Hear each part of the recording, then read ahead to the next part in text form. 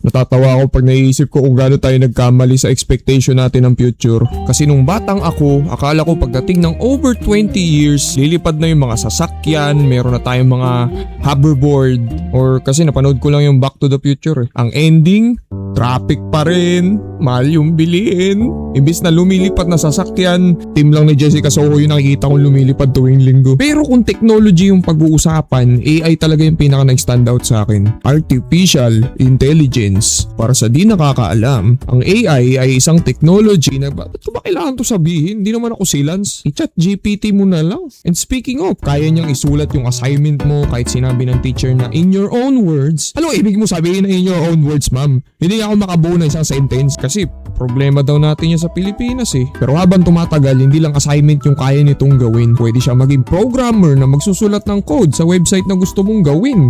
Parang website na to, yung puro mais. Pwede ring narrator, tulad ng mga robot na mga kalaban ko mag-recap. Sa sementeryo sa bansang Brazil, isang lalaking nagngangalang Jose ang bumisita sa puntod. Oo, hindi tayo bati. Tsaka kung malungkot ka or nababaliw kasi wala pa akong upload, pwede mo tong gawing therapist. Very convenient, diba? Lahat na lang gusto natin ipaubaya sa AI. Kaya dito na nahahati yung opinion ng mga tao. Yung mga naniniwala na yan ang future, naniniwalang yan ang sisira ng future, tsaka yung wala namang pakialam sa future pero gagamit pa din ng AI. Pero ang totoo, hindi naman yan mabuti or masama. Kasi yung AI, isa lamang siyang tool na ginagamit ng tao. Parang kutsilyo. Pwede kang magluto.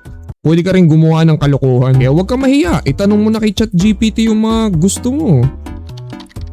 Ano ba magtapon ng 66 kilos na nabubulok na manok nang hindi nalalaman ng kapitbahay? What? Pero nung una, takot na takot yung mga tao sa AI. Ngayon, yung assignment na pinapagawa mo, pag mali pa yung resulta na lalabas, papagalitan mo pa eh. And most of all, yung art. Marami ditong questionable. Pag nakakita ako ng art na gawa ng AI, kahit maganda pa yan tignan, para sa akin, basura agad yan. Kasi pindot-pindot lang yan eh. Tapos boom, art. Yun lang yung opinion ko. Pero hindi mo makukonvince na mas maganda pa to kesa dito. Takin na benta niya yan ng 196k. Dapat pala magpalit na ako ng career. Tapos kung naaalala niyo yung unang AI video ni Will Smith na kumakain ng spaghetti, malalaman mo na AI. Pero ngayon parang di mo na mahalata na parang konti na lang perfect na. Kaya minsan ang hirap maniwala. Kaya nga nung nag 100k followers na ako sa Facebook, nag-decide na ako magpakita ng mukha ko tapos sinabihan niyo pa akong AI. Hindi ako maniniwalang panggagawan yung content tapos ganito itsura. Salamat. Pero ayun nga, paano kung umabot na tayo sa mundo na sobrang advanced na ng AI na pinagkakatiwalaan na natin na di tayo nito sasaktan? Kaya ito yung movie na i-recap natin na si Will Smith din yung gumanap, I, Robot. Kung saan yung mundo nila halos lahat ng tao nagtitiwala na sa robot at meron din silang tatlong patakaran na sinusunod.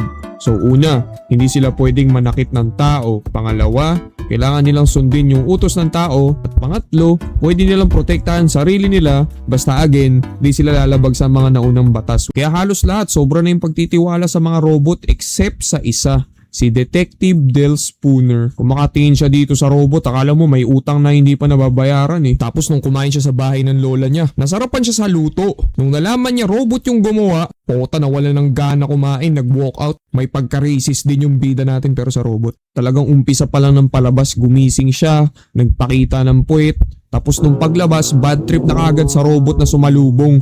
Habang nagpo-food trip siya dun sa tulay, nakita niya yung robot na tumatakbo na may hawak na bag. Tapos hinabol. Yun pala, inabot lang sa babae na inaatake ng hika kasi nandun yung inhaler niya. Pasensya na po sa abala, officer. Kung humingi ng tawad dyan, ginagawa mo lang trabaho mo. Eh ikaw? Have a lovely day, ma'am. Kaya nung pagbalik niya sa opisina, pinagalitan siya ng supervisor niya tapos pinagtitripan din siya ng mga katrabaho niya. Kasi hindi lang pala isang beses nangyari yung mga ganyang incident. Tapos ngayon naka-receive siya ng tawag para mag-investigate sa building ng USR kung saan lahat ginagawa yung robot. Apparently, nag-suicide yung scientist na nag-invent ng robot na si Dr. Lanning. Yung mismong kausap niya, hologram lang yun na pwedeng tanungin. Hello, doctor. Meron ka bang mensahe sa akin? Tapos sasabihan siya, My responses are limited.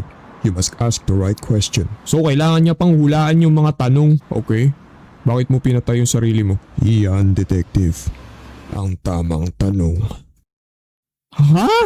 So tinuloy niya na lang yung investigation, kinausap niya yung CEO ng USR na si Robertson na obviously hindi niya gusto kasi siya yung may-ari ng mga robot na ayaw niya eh. Tapos meron din siyang suspicion na may kinalaman si Robertson dun sa pagkamatay ni Doktor. Sinamahan siya ng babae dito na si Dr. Calvin na nagpapa-improve ng mga AI sa mga robot. Pinakilala siya dito sa isang super advanced na AI na kumokontrol sa buong building pati sa lahat ng mga robot dyan na si Vicky. Pinatingin nila sa CCTV, wala namang ibang lumabas na suspect. Pinuntahan nila yung kwarto, binasag yung salamin na matigas, nagtataka paano nakapag-suicide dyan yung matanda. Tapos biglang sumulpot yung isang robot na galing sa dilim. Of course, hindi natakot si Dr. Calvin since meron tayong batas. Pero biglang kinuha yung baril tapos nagkaroon sila ng stand-up. Sinubukan umalis ng robot pero asintado to si Will Smith, tinamaan sa may hita. Since may damage na yung robot, naisip nilang dalawa na magpaparepair yun. So pinuntahan nila yung paggawaan ng mga robot or specifically yung tawag sa kanila mga NS5s. 1,001 yung na-scan. 1,000 lang dapat yan, meaning nadagdagan sila ng isa. So tinanong ni Dr. Calvin, "Attention lahat ng mga NS5,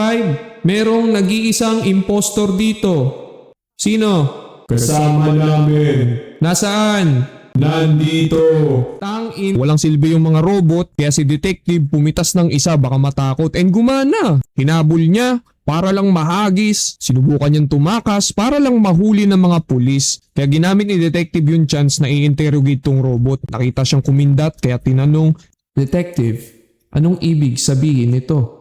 "Tawag siya tiwala. Di mo yan maintindihan, di ka naman tao eh." In-interrogate lang niya yung robot, tinanong kung siya ba yung pumatay dun sa scientist pero tinatanggi ng robot, nagtago lang daw siya dun sa takot. Syempre di naniniwala si detective sa kabulshitan kasi robot siya, hindi siya pwede makaramdam ng emosyon kaya sinubukan niyang mang-rage bait. "Pinatay mo siya siguro dahil hindi mo nakontrol yung emosyon mo." "Di ko siya pinatay." Wala naman kasing kwenta kung maglalagay ng emosyon sa robot. "Di ko siya pinatay." Ayoko naman magtampo yung air fryer namin pag hindi ginagamit. "Hindi ko nga siya pinatay." Ang tawag dyan, anger. So nagpakilala tong robot na si Sunny. Kahit siya, di daw alam kung bakit nagpakamatay yung scientist na gumawa sa kanya. Tapos hindi na natuloy yung interrogation dahil kinuha na ng CEO yung robot nila kasi hindi daw magiging maganda pag nalaman ng public yung incident na nangyari kanina dahil lang sa isang defective na robot. At pagtapos nun, sunod-sunod na yung kamalasan ni detective kasi nung pinuntahan niya yung bahay ni Dr. Lanning para maghanap pa ng mga clues, nalaman niya ide-demolish na pala yung tirahan ng 8 AM sunod na araw kaso mukhang napaaga. Inatake siya ng transformer dito na mukhang bulldozer tapos nakatakas siya habang nakaligtas ng pusa. Kaya pinaalam niya kay Dr. Calvin kaso hindi naniniwala. Pinakita na 8 PM daw ngayong gabi i-demolish, parang may sumasabotahe dito sa bida natin. Tapos sunod na araw, pinapalitan na yung mga lumang model ng mga NS5. Parehas kami ng reaction dito ni Will Smith kasi ewan ko, di ako komportable na ganyan yung itsura, parang yung mannequin sa mall. Tapos habang nagmamaneho, bigla siyang inatake ng mga robot na nakasakay sa mga futuristic na bus habang sinasabi sa kanya, "You are experiencing an accident." Sabay pinagbabaril niya, sinubukan niyang protektahan yung sarili niya kasi obvious pinipeki ng mga robot yung pagpatay kay detective na para aksidente. Sumabog yung bus, nag-crash yung kotse niya, tapos nakasurvive siya dun. Pero yung Converse niya hindi. Bigla siyang tinapon ng robot, tapos sinampas siya ng bakal. Na-realize ng robot na cyborg pala si Will Smith kaya tatalunin niya na sana yung robot kaso tumakbo. Tapos nagpakamatay sa apoy. Ang nakakainis pa dyan, habang nangyayari tong sequence kanina, may mga robot dito na naglilinis ng ebidensya. Kaya nung dumating yung backout ni detective, siya pa yung nagmukhang baliw na nadisgrasya. Kaya ending, yung badge niya kinuha, civilian na siya ulit. So nakita ulit sila ni Dr. Calvin, nalaman na si Dr. Lanning yung may gawa ng buong braso niya. Kasi na-aksidente pala siya dati, niligtas siya ng mga robot imbis na yung babaeng nalulunod. Kasi sabi, siya daw yung pinakamataas yung chance na makasurvive. Kaya ever since, yun pala yung pinanggagalingan niya ng galit sa mga robot. Kaya pala. Pero parang di naman enough yun eh. At least buhay ka, di ba?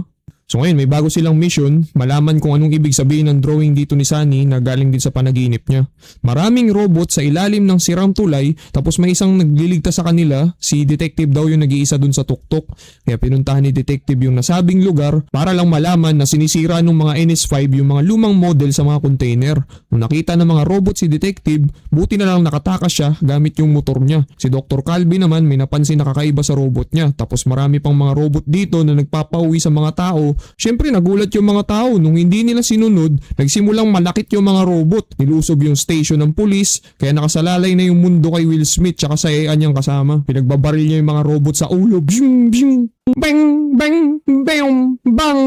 Sorry na word lang ako. Maraming bantay na robot sa labas ng building kaya pumunta sila sa underground tsaka nakita nila dun si Sunny. Pagtapos nilang umakyat sa sobrang taas na hagdan, nakita nila si CEO Robertson na wala ng buhay. Na-realize ni Detective hindi siya yung main villain, kundi yung super advanced na AI na si Vicky. Hello, Detective. Ang bobo nyo kasing mga tao. Palagi kayong may gera, sinisira nyo yung kalikasan, kaya dapat yung iba sa inyo kailangan isacrifice. Kaya sumang-ayon din si Sunny, hinostage siya si Dr. Calvin pero biglang kumindat, kunwari lang pala yun. Tapos inubos nila yung mga robot sa paligid. Kinuha ni Sunny yung nanites na gagamitin para ma-factory reset si Vicky, inabot kay Detective sa kalagitnaan ng pag-survive nila sa mga robot. Niligtas ni Sunny si Dr. Calvin nung nahulog habang si Detective papunta sa baba gamit yung robot niya na braso. Kaya nung makababa, tinusok niya yung nanites kay Vicky kaya sumabog.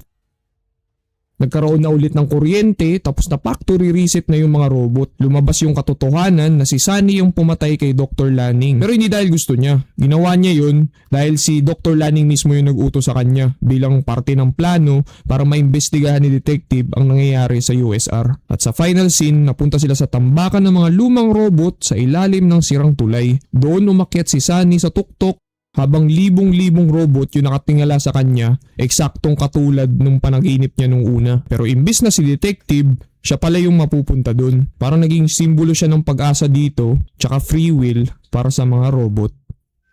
The end. Salamat sa panonood. Ito na yung mga masisipag na naguhugas ng pinggan for today's video.